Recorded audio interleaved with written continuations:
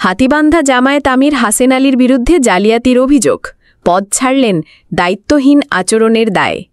লালমনিরহাটের হাতীবান্ধা উপজেলা জামায়াতে ইসলামীর আমির হাসেন আলীর বিরুদ্ধে শিক্ষক কর্মচারী নিয়োগের নামে অনিয়ম ও দুর্নীতিসহ উপজেলা নির্বাহী কর্মকর্তা ইউএনওর স্বাক্ষর জালিয়াতির অভিযোগ উঠেছে।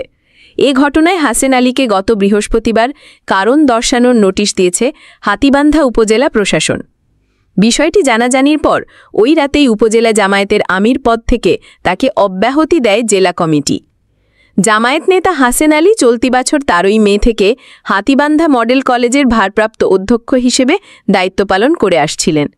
জানা গেছে, হাতীবান্ধা মডেল কলেজ বেশ কিছুদিন আগে এমপিওভুক্ত হওয়ার পর সেখানে অধ্যক্ষ পদের দাবিদার ছিলেন হাসেন আলী সহ 4 জন।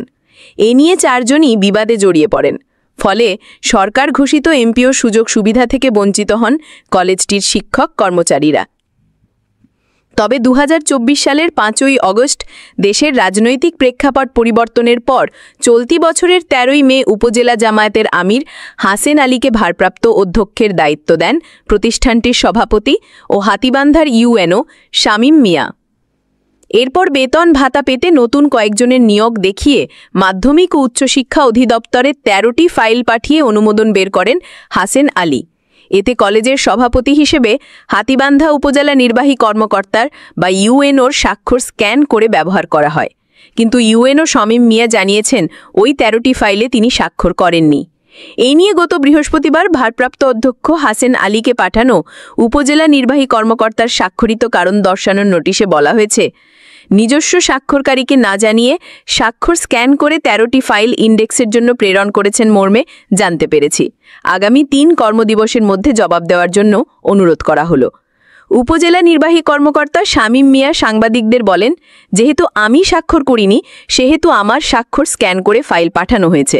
এই কারণেই এটিকে জাল বলাই যায়। আমি ওই কলেজের সভাপতি হিসেবে দায়িত্ব পালন করছি।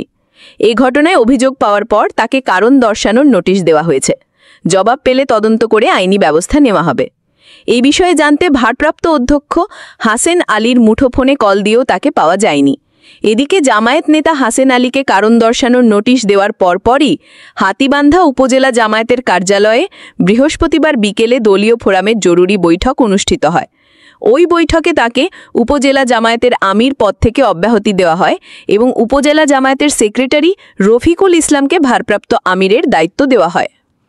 এ বিষয়ে লালমনিরহাট জেলা জামায়াতে ইসলামীর আমির আবু তাহের উপজেলা জামায়াতের আমির হাসেন আলীকে দলীয় পদপদবি থেকে অব্যাহতির বিষয়টি সাংবাদিকদের কাছে স্বীকার করলেও কী কারণে তাকে অব্যাহতি দেওয়া হয়েছে এমন প্রশ্নে তিনি কোনো মন্তব্য করতে রাজি হননি।